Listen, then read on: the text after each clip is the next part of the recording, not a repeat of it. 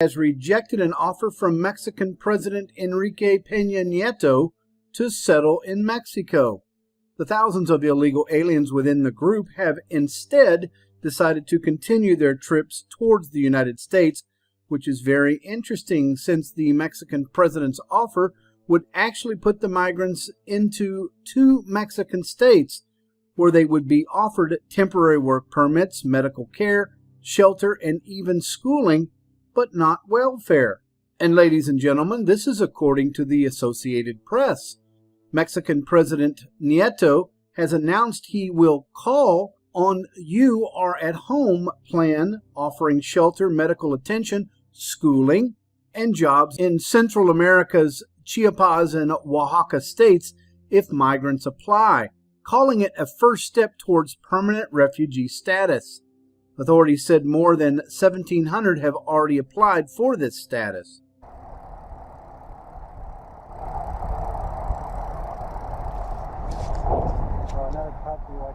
Oh, sorry about that. That was the wrong tape. That was not a slum outside Tegucigalpa.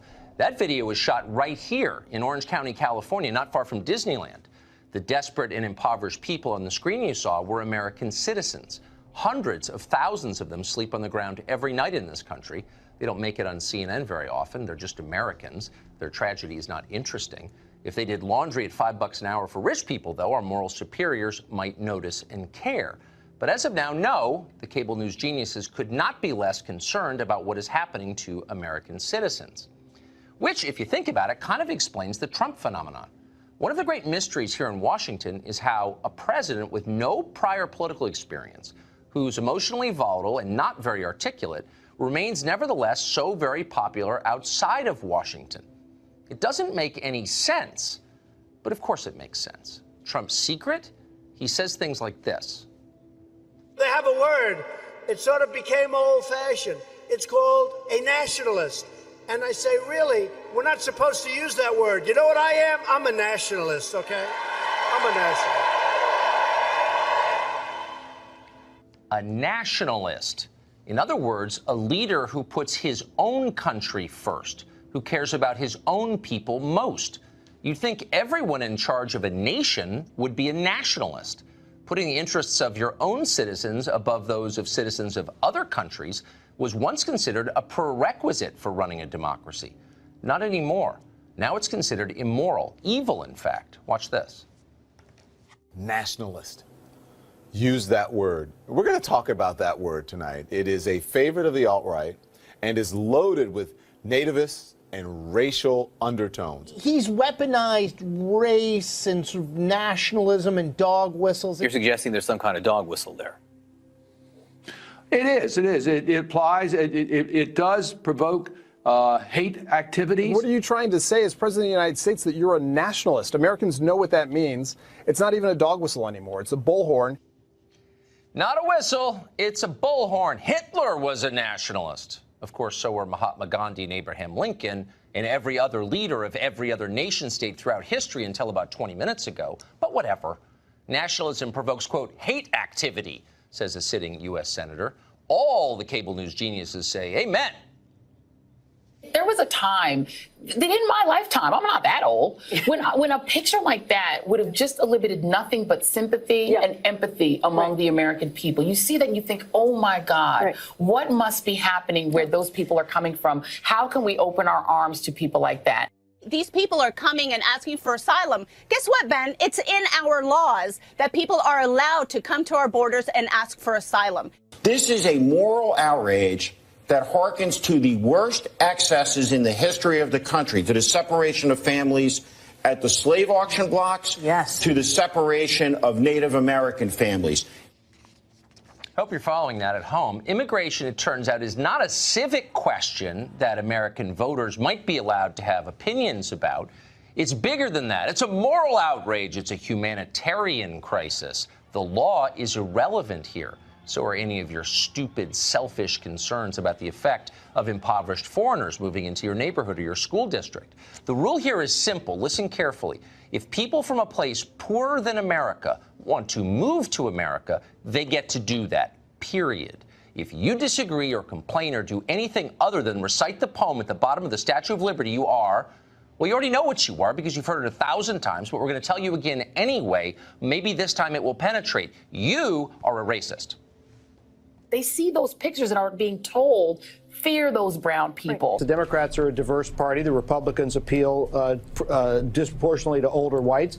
And the mob thing is an attempt to alarm those voters about the prospect of non-whites and immigrants. The right-wing coverage of this, is it demagoguery? How would you describe this? It is demagoguery, Brian. It is also, I believe, racism and nativism, really pandering to the fears of Trump supporters and Fox News viewers. Yep, you're racist, just like you were racist for opposing Obamacare or not watching Sunday Night Football or believing that Brett Kavanaugh did not sexually assault someone. You are a bigot until the moment you obey the Democratic Party, at which point you're a good person like Al Sharpton or Louis Farrakhan. You know the drill. Making its way slowly up from Mexico. Secretary of Defense General Jim Mattis has also ordered hundreds of U.S. troops, about 800, to the U.S.-Mexico border in anticipation of their arrival. Roberto Hernandez is an immigration advocate who lives in San Francisco. He says he's happy the migrants are coming. He joins us tonight. Roberto, thanks very much for coming on. I don't expect to convince you to change your views on immigration. We've talked many times. I know what they are. But I applaud you for being more honest than most on the left in saying out loud what you really want. So I want to use you to inform our viewers about the aims of the left. Tell me what the justification for this group coming here is. If they wanted asylum, they could have applied in the embassy in Tegucigalpa. They're instead coming to our border. Are they claiming that they're refugees, fleeing a war? If so, what war? What is the justification for this? Good evening. First of all, let's go to our history. You know, here in the Americas... No, let's not. Let's just go to the question. The world. Okay. Look at all the Europeans that came here. This was Native American land, and Europeans came here. Okay. You've demonstrated an ignorance of history sufficient that I don't want you trying to educate us. And then I just want you to answer my question about right now, if that's okay. If we just stick to the question, what is the justification, the legal justification, for these people coming to our border and not the U.S. Embassy in Tegucigalpa? Well, if you look at the role of the United States in Central America, in Nicaragua, in Honduras, in Guatemala, and other countries in Latin America, the United States has promoted wars to protect corporate interests in a lot of these countries. And so you have a lot of people who have been affected by these wars, and it's caused poverty in a lot of these countries.